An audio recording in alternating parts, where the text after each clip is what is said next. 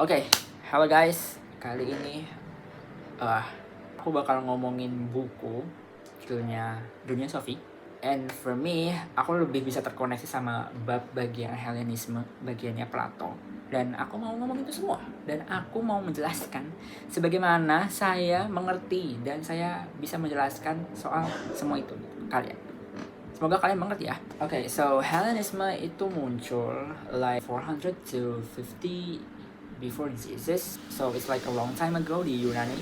Dan pada zaman itu ada yang namanya agama nasional. Tapi seiring berjalannya waktu, kayak beberapa rumusan tuh mulai muncul dan beberapa aspek mulai mempengaruhi suatu agama, suatu kesatuan agama gitu. Jadi itu muncul agama baru. It's like subdivision, if you know what I mean.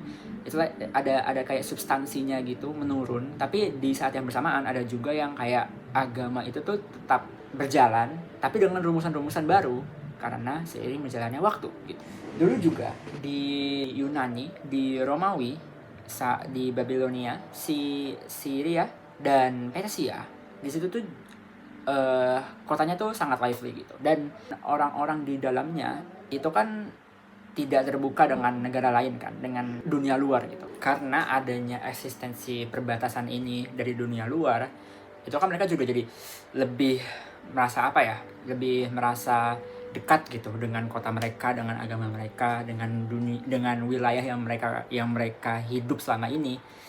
Tapi ketika zaman perbatasan itu mulai dilepaskan karena keterbukaan terhadap dunia luar, jadi itu banyak aspek-aspek yang masuk dan juga mempengaruhi beberapa hal yang membuat perubahan yang signifikan. Dan seiring berjalannya waktu, dewa-dewa itu tuh nggak disembah di satu wilayah doang. Ya misalnya tadinya cuma di budaya Yunani, tiba-tiba tuh dewa-dewa timur juga disembah di Mediterania. Di situlah juga agama-agama tuh mulai menunjukkan rumusan-rumusan baru dan juga keyakinan-keyakinan yang bertumpuk dari negeri-negeri lama. Itu disebut dengan sinkretisme atau perpaduan keyakinan gitu.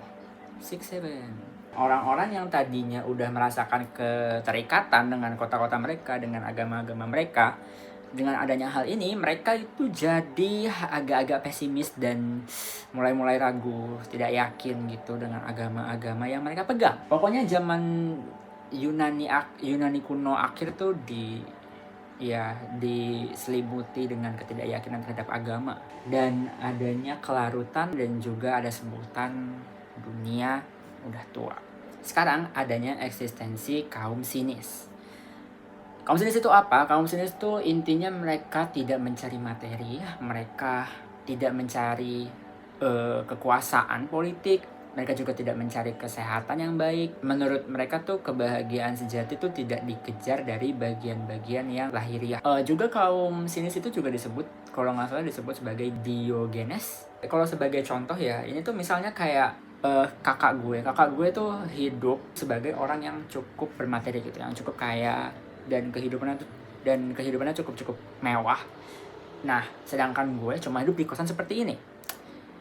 Menurut dia, pasti kalau misalnya dia datang ke tempat kosan ini, menurut dia itu pasti ini yang kayak banyak kurangnya gitu, karena kan dia kehidupannya mewah.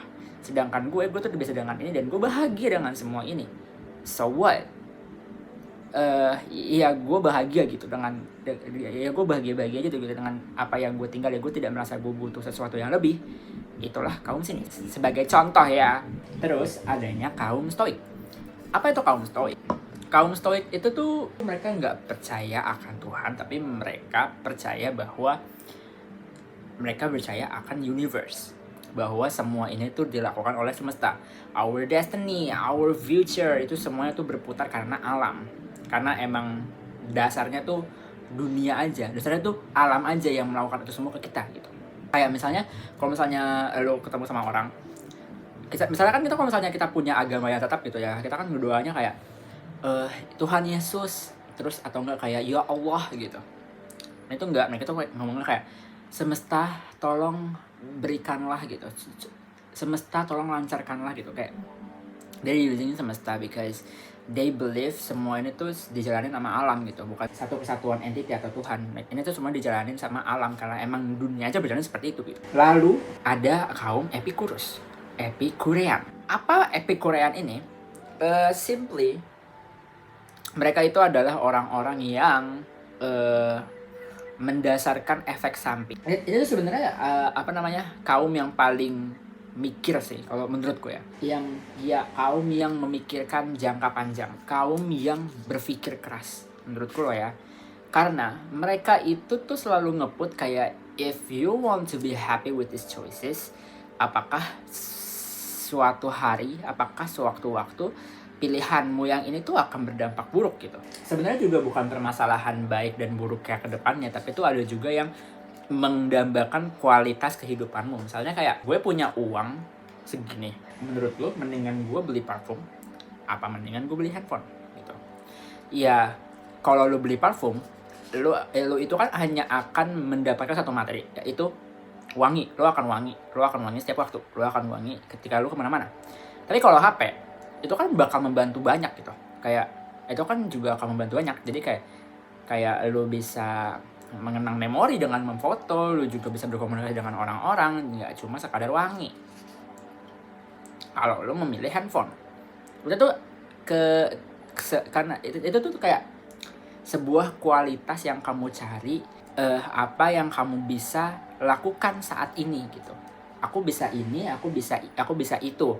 Aku pilih mana? Kalau aku pilih ini, ya hasilnya ini. Yang kalau aku pilih itu, hasilnya itu. Tapi itu pasti mereka tuh punya kualitasnya mereka sendiri-sendiri. Dan itu yang kamu cari itu yang mana? Yang akan berdampak bagus buat masa depannya atau hanya bagus untuk saat itu aja gitu. Setelah itu ada Neoplatonisme. Apa itu Neoplatonisme?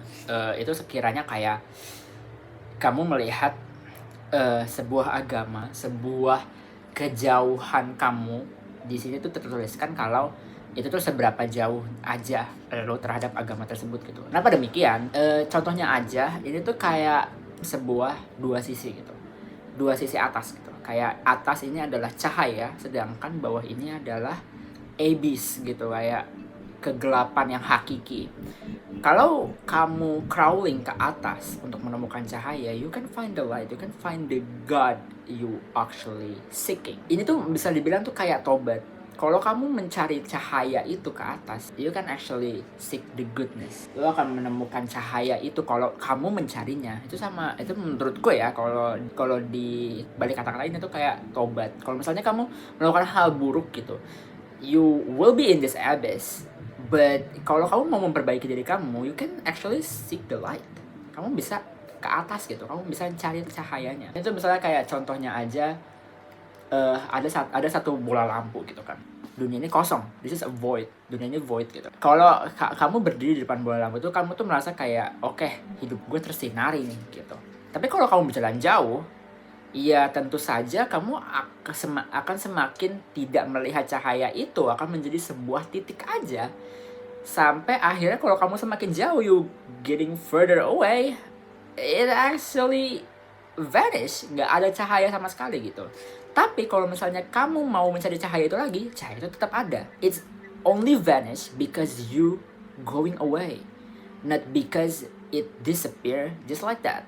Kalau kamu mau cari cahayanya lagi, pasti ada kok gitu. Nah, setelah itu ada kaum mistisisme. Apa itu mistisisme? Saya akan menjelaskan sebaik-baiknya. Oke, jadi jiwa kita itu adalah jiwa kosmik. So, we actually, this universe, we actually a God. Kalau suatu-waktu kita mati, kita akan muncul sebagai Tuhan.